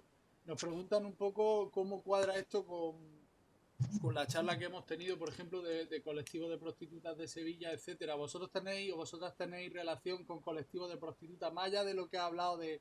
Hombre, claro. Claro, hay muchas activistas que son ex mujeres prostituidas que lo explican claramente. El problema es quién está detrás de los colectivos de mujeres prostituidas. Yo sé quién está detrás de los colectivos de mujeres prostituidas en Barcelona y en Sevilla también, porque las sevillanas también forman parte del sindicato, otras. Entonces, detrás del colectivo de mujeres prostituidas siempre está la misma gente, al que le interesa mantener el negocio. Ya está. ¿Por qué? Porque ellas también estaban asociadas antes del sindicato, otras. Ellas también estaban en ese sindicato. Entonces, el tema del sindicato fue intentar destapar, o sea, intentar colar una cosa que al final les ha salido fatal porque se ha destapado completamente todo el pastel. O sea, ¿a quién le interesa un sindicato de trabajadoras sexuales? Pues a quien le interese legalizar la patronal. Si no, podrían haber seguido funcionando con sus asociaciones, que funcionan perfectamente y hacen sus cosas y tienen sus asesoramientos jurídicos y funcionan exactamente igual que cualquier otra asociación, pero había que dar un paso más porque si no la patronal no tiene cabida. Vale. Nos preguntan también si conoce experiencias asociativas de hombres que se dediquen a la prostitución. No, la verdad es que no, pero es que además la prostitución masculina tiene, aparte de que es menos, pero eso da igual, no le quita ningún tipo de gravedad, está organizada de otra manera. Ahora la prostitución en general, hombres y mujeres, está sufriendo un proceso de deslocalización, ¿vale? Y me explico. Tú puedes solicitar a una mujer prostituida o un hombre como el que pide un Uber. ¿Vale? O sea, tú entras y esto lo hace muy bien. Hay un estudio buenísimo que acaban de presentar el profesor Luis Ballester de la Universidad de las Illes Balears, que habla de esto, de prostitución deslocalizada y de pornografía y demás, que la pornografía también tiene mucho que ver en esta historia, pero bueno, en el tema y demuestran con datos que ahora mismo la manera más fácil de llegar a la prostitución, y por eso cada vez los consumidores de prostitución son más jóvenes, es a través de los chats de internet. O sea, a través de las páginas porno, pues ven el vídeo X no sé qué, y cuando llevan 2 o 3 vídeos vistos, pues sale un banner, ¿no? Y dices, espérate, o sea, ¿sabes que a X metros de tu casa puedes hacer en persona lo mismo que estás viendo? ¿No? Y entonces ya no vas tú a los X metros de tu casa, sino que te traen a ti, pues, aquel servicio, entre comillas, que estás solicitando, ¿no? Y la prostitución masculina que siempre, que en la mayoría de los casos suele ser también para hombres, o sea, los consumidores de prostitución masculina no son mujeres, son en su mayoría hombres, está mucho más deslocalizada que la imagen en el imaginario colectivo que podemos tener de las mujeres, ¿no? Que está pues a la vista, en pisos, en calles, en burdeles y demás. La prostitución masculina está mucho más así, mucho más deslocalizada y va mucho más por cuenta de cada uno que no la otra, porque también es mucho menos, ¿no? En la prostitución masculina también hay trata, pero mucho menos. Sin embargo, la prostitución femenina se nutre casi exclusivamente de la trata, y las mafias de trata pues se ven mucho más y actúan mucho más porque son muchísimas más mujeres. Se estima que hay en España unas 400.000 mujeres prostituidas, de las cuales solo se tiene noticia físicamente, o sea, administrativamente, de unas, no llega a las 50.000. Esos son datos de la UCRIF, de la unidad específica de este tipo de delitos de la Guardia Civil y de la Policía Nacional. Nos preguntan también una compañera si conoce otros sitios del Estado en el que funcione el modelo como ha expuesto, pues, por ejemplo, para Barcelona, y luego también si conoce que sucedan ese tipo de agresiones también como ha expuesto para Barcelona. Bueno, digo que en Madrid también ha pasado. En Madrid pasó. También hubo un proceso parecido, también de las organizaciones. En Barcelona fue donde, claro, como era donde más había, pues era normal que fuera el primer sitio donde reventara, ¿no? Se dice. Pero en Madrid también hubo agresiones, y en otros lugares lo que se está haciendo es intentar, ¿cómo lo explicaría yo? Intentar meter el discurso regulacionista por otros cauces, sobre todo a través de la universidad.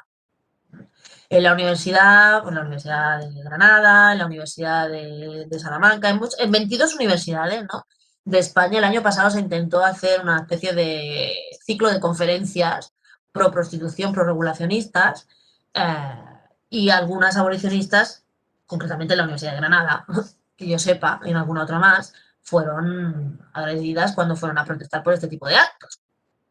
Pero así como gordas agresiones en el 8M, por ejemplo, en el último 8M, sabemos que hubo agresiones en más sitios, pero destacadas y denunciadas en Madrid y en Barcelona. Vale, bueno, nos siguen preguntando por los movimientos asociativos. Dice qué características dirías que tienen esos movimientos asociativos de prostitutas o de mujeres prostitutas. Pues la mujer, bueno, como cualquier movimiento asociativo, a Prosex, que es de las más antiguas de España, por lo menos de las que yo más conozco, ha venido funcionando tranquilamente muchísimos años, y han hecho cursos y hacen seguimiento, incluso hacían ofertas de trabajo. Ahí están sus páginas web, funcionan como cualquier otra asociación. Claro, el problema viene cuando se quiere pasar de asociación a sindicato, ¿no? Pero las asociaciones nunca han funcionado con ningún problema, nadie ha impugnado absolutamente nada. El derecho a asociación es absolutamente libre y no se les pide absolutamente nada, ¿no? Y reciben subvenciones públicas y ya está, y están legalizadas, y tienen su NIF y funcionan perfectamente. Ya sabrán lo que hacen con su asociación y organizan eventos, y sí han organizado un montón de cosas, ¿no? Claro, lo que no se puede es, pues eso, intentar a través de la ley de libertad sindical o colar el proxenetismo como si fuera una actividad laboral. Vale. Bueno, lo has mencionado antes, pero nos proponen que sí, bueno, nos preguntan que si podría hacer un resumen de esas medidas políticas que proponía. Claro, mira, es muy sencillo. O sea, sobre todo hay que poner el foco en el consumidor, si se puede llamar consumidor, pero para no utilizar palabras horrorosas, ¿no? Pues en el que demandan, el demandante de prostitución es el que hay que perseguir. Él y todas las caras del proxenetismo. Ya te digo, es una política que ya funciona en Noruega, en Suecia, en Francia también tienen leyes abolicionistas, y que nosotros tenemos que seguir ese camino. Multar al consumidor de prostitución. Bueno, que de hecho hay ayuntamientos en España que ya lo han hecho con muchísimo éxito. Por ejemplo, por aquí por Barcelona, el ayuntamiento de Gavà, además son medidas que no valen dinero, porque, por ejemplo, el ayuntamiento de Gavà decidió que ellos tenían un problema muy grande. Tenían dos de los prostíbulos en Gavà y Castelldefels, que están uno junto con el otro, los dos pueblos que están al lado, unidos por la carretera nacional. Había dos prostíbulos gigantes, el Riviera y el Saratoga. Estos fueron gigantes, ¿no? Que fueron desmontados, pues, al final por una jueza de instrucción 33, en fin, X. Y luego tenían el problema que alrededor de los prostíbulos había las mujeres prostituidas, y las exigía que se pusieran alrededor de la carretera, como en la mayoría de carreteras donde se ejerce la prostitución. Entonces, ¿qué hizo el ayuntamiento de Gavà? Hacer una campaña fortísima de multar a los que se paraban a intentar tener relaciones con una mujer prostituida, pero es que les mandaban la multa a su casa. Y este detalle de no tener que pagar la multa allí, sino que le llegaba a casa al putero concretamente, y que la veía a su señora o la veía a sus hijos y demás, bueno, hizo bajar el consumo de prostitución en Gabá, pues yo creo que como un 80%, tranquilamente, ¿eh? Entonces, hay que hacer soluciones imaginativas. ¿Qué hay que hacer? Pues medidas así, multar al consumidor de prostitución, perseguir todas las caras del proxenetismo, hay que reformar la ley de enjuiciamiento criminal con el tema de la trata, que sea mucho más fácil de condenar, hay que introducir en el Código Penal la tercería locativa, y sobre todo luego hay que proteger a las mujeres prostituidas dándoles las oportunidades necesarias, primero para recuperarse, porque es culpa nuestra que hayan estado en esa situación aquí en nuestro país. Primero para recuperarse y luego para poder tener una vida digna, con un trabajo normal y tener una protección social, pues como la que intentamos tener todos. Vale, están llegando algunas preguntas. Nos preguntan, por ejemplo, si ahora las mujeres prostituidas pueden tener derechos laborales de algún tipo. Bueno, eso, la misma Gloria Pollatos, que he nombrado antes, que era la presidenta de Mujeres Juezas, demostró que sí.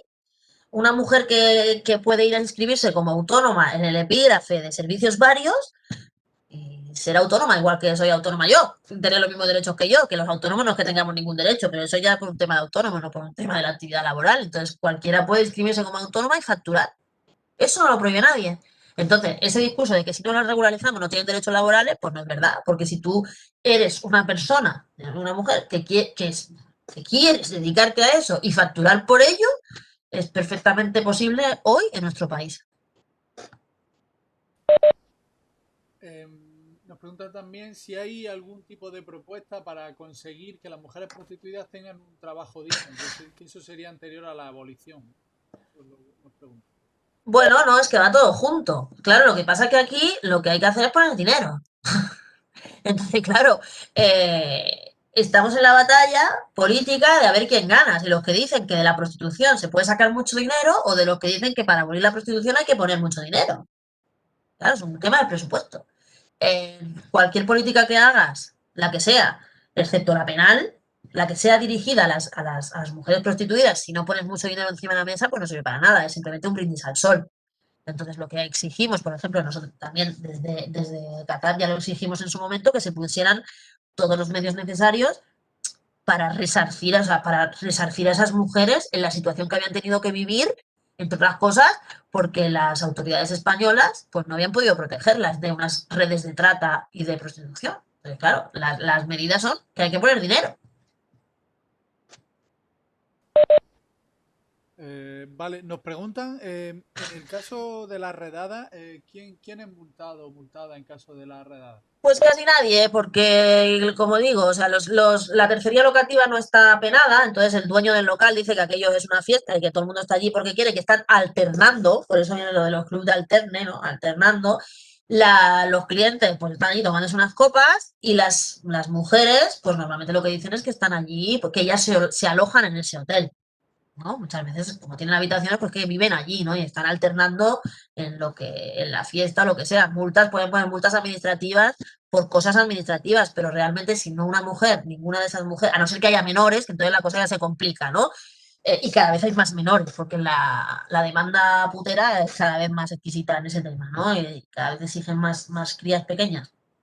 Si no hay menores, normalmente no se multa a nadie. Porque luego la documentación de las mujeres se pide, no sé, o sea, y si en ese momento no la tienen, pues luego se entrega, y si las mujeres dicen que están ahí voluntariamente, pues ya está, pues no hay nada que hacer. Un poco en relación con este tema, el tema de los clubs y de la regulación de los clubs, ¿eso está regulado de alguna manera? Es que los clubs no están dados de alta como clubs de alterne. Están dados de alta como cualquier cosa. Restaurantes, hoteles y tal. Vosotros, imaginaros, por ejemplo, en la fase 1 de la desescalada del COVID, ¿vale? Hubo un momento en que se podían abrir, o sea, que la gente no podía ir a ningún sitio, o sea, no podía moverse de su municipio, bueno, y no podía pernoctar y tal, pero se abrían los hoteles para la gente de dentro de la misma provincia. Eso, a los únicos que favorecía en realidad era a esos prostíbulos que están dados de alta como hoteles, porque ¿quién va a ir a un hotel un rato dentro de su propia provincia? Pues obviamente en aquellos sitios donde los burdeles son hoteles. Claramente, es que no servía para ninguna otra cosa. Entonces, no hay, los burdeles están regulados así porque no están dados de alta como hoteles. Igual que pasa, por ejemplo, ya no hay un momento del tema, pero bueno, es igual. para que veáis que todos funcionan igual, la misma mafia. Las agencias de vientres de alquiler en España no funcionan como agencias de vientres de alquiler, están dadas de alta como cualquier otra cosa en el registro mercantil. Pues con los burdeles pasa igual. Vale, tenemos dos preguntas sobre bueno, la industria pornográfica y era Ajá. saber un poco qué opinión tenías sobre la cuestión y si la regulación o prohibición del mercado del porno no sería también importante para luchar contra la prostitución. Importantísimo, importantísimo. El tema del porno es un tema que ha salido hace poco, relativamente poco, pero que tiene mucho que ver con toda esta historia, porque al final el porno es como la escuela. En el estudio este que os mencionaba antes, el titular era que el 90% de los universitarios creen que lo que ven en el porno es el sexo normal y real. Tenemos un problema gordísimo de educación, porque además el porno del 2020 no es el porno de los 80. Ahora lo más buscado en las páginas, las grandes páginas de porno, son violaciones en grupo, violaciones en manada o actos extremadísimamente violentos, ¿no? Entonces, si nosotros tenemos la idea, nuestra juventud tiene la idea de que eso es lo real y lo normal, pues tenemos un problemón como una casa. Entonces, ¿qué pasa? Que como las mujeres, una de dos, o acceden a ese tipo de prácticas sin querer, con lo cual ya es un problema y pasa mucho, sobre todo en las adolescentes, o se van a la prostitución a realizar esos actos que ellos consideran normales. Porque a nadie se le escape una cosa, en la prostitución no se está comprando sexo. Porque hoy, perdona que lo diga así de claro, pero el que no tiene sexo gratis, porque no quiere, porque vamos, todas las aplicaciones que hay, todas las maneras de ligar, hombre, ahora con el COVID un poco más complicado, pero vamos, en general, el que no quiere, el que no tiene un rollete es porque no da. Pero lo que se compra en el sexo, en la prostitución, no es el sexo, es ese rato de dominación sobre otra persona. Si nos situamos en todos los estudios sobre prostitución y gente joven, que ha aumentado muchísimo, lo que te dicen los chavales es que hacen, bueno, porque si ellos se van a ligar con una chavala, pues se gastan más dinero y al final a lo mejor, pues ni triunfan. ¿Vale? Sin embargo, si el mismo dinero o menos lo gastan en un prostíbulo, pues saben que tienen sexo seguro. O otra forma que se ha detectado es que los grupos de chavales al final de la noche hacen un mocho, cada uno pone 5 euros o 15 euros o lo que tenga o 10 euros y se van al final de la noche a los polígonos donde hay prostitución callejera, ya al final de todo, cuando las mujeres están ya más desesperadas, a compartir una prostituta. Los chavales que no tienen ni 20 años. Y todo eso viene en gran medida, primero porque no hay una educación sexual en condiciones ni en los colegios ni en las casas, porque nadie se preocupa de hacerla, sobre todo por ejemplo, en la ley CELA de ahora yo no he escuchado hablar de este tema. Y segundo, por el consumo elevadísimo de porno que los últimos estudios apuntan que los críos empiezan a consumir porno desde que tienen un móvil en la mano. Desde que aparecieron los móviles inteligentes, el consumo de porno se disparó. Y los chavales empiezan a tener un móvil en la mano con 10 años. Y con 10 años se empieza a consumir porno en este país. Bueno, de todos, ¿no? Entonces, claro, si nosotros dejamos que la educación sexual y afectiva se la hagan los críos a través del porno, y el porno es cada vez más violento y cada vez más sórdido, pues tenemos al final lo que tenemos.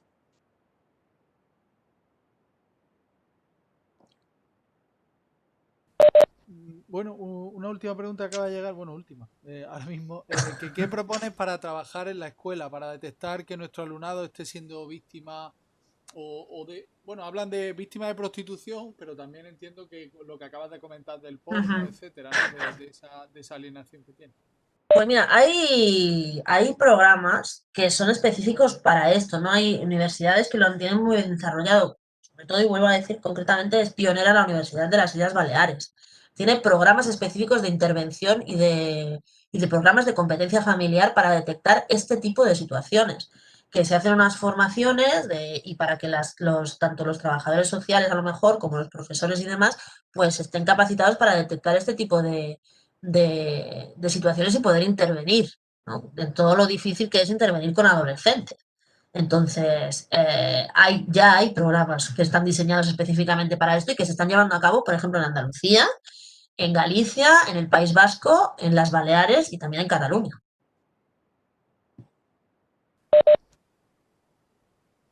Vale, pues ahora mismo no tenemos más preguntas.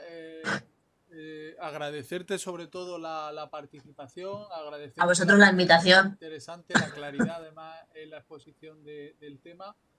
Y nada, también llamar a la gente y animarlos a que sigan nuestras jornadas, que son cinco ponencias.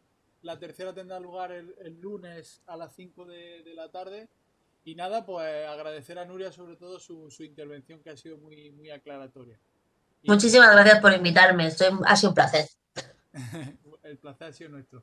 Pues nada, muchas gracias a todas y a todos y nada, nos vemos en la próxima el lunes. Gracias. Hasta luego.